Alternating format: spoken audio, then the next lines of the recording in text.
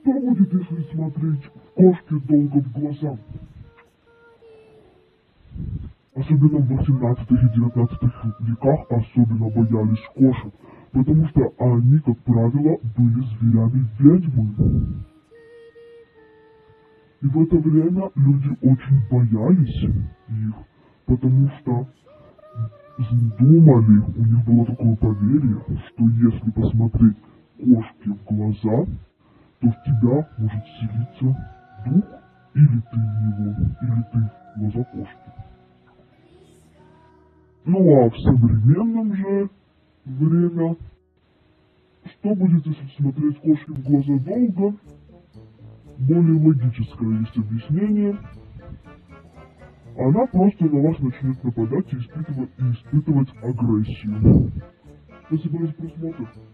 Пока. Что будет, если смотреть?